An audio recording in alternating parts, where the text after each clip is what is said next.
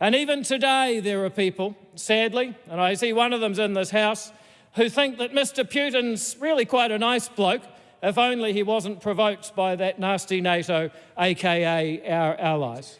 Mr. Speaker, I'd like to talk about the way that people are being affected at home by this conflict.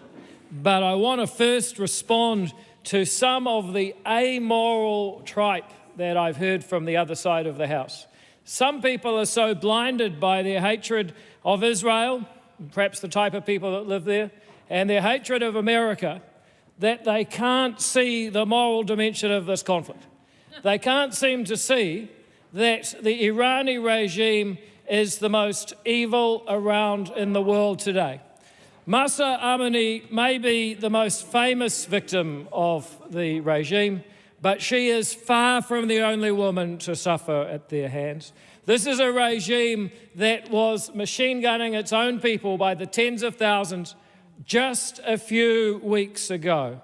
It is a regime that has carried out acts of terror as close to home as on the soil of our only ally, Australia. And yet we get this moral equivalency between that regime and America and Israel.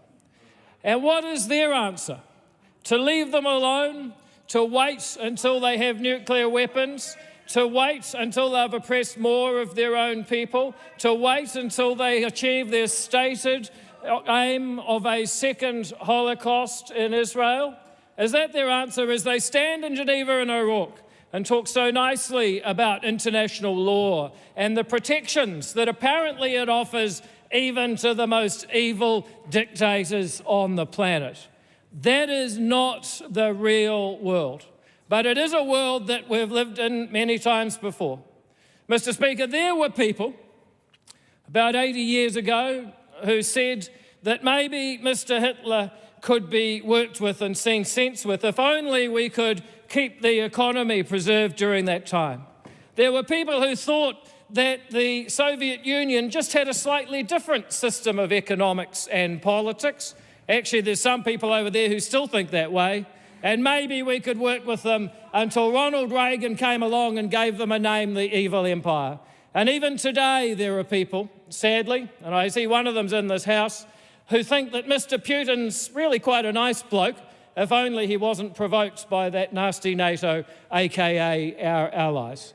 Mr. Speaker, there is a moral clarity missing from this debate.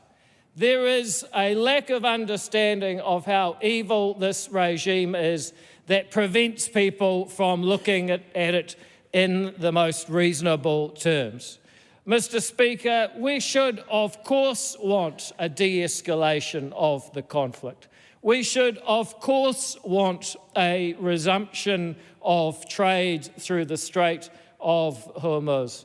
We should, of course, be prepared to stand with our allies, as we always have as a country, to help ensure that that de-escalation and return to trade happens as swiftly as possible, because New Zealanders are hurting. And I say to the people on the other side, you can't have it both ways. They want to complain about the suffering that New Zealanders are facing, but they don't want to do anything about it. I mean, as for Christopher Bambi Hipkins, who I now call No Idea, who said he literally has no idea what should be done about it. Well, this government does.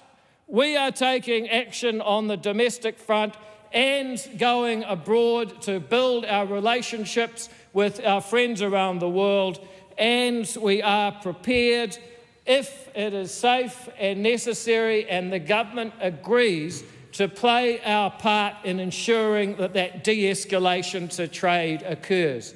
But the difference with this side of the House is that we do it with a moral clarity that would never allow us to somehow compare the situation in the Middle East today with the situation in Ukraine, to somehow believe that President Zelensky, a democratically elected person celebrated by his nation, is somehow the same as the Ayatollah whom no one will mourn, nor his son.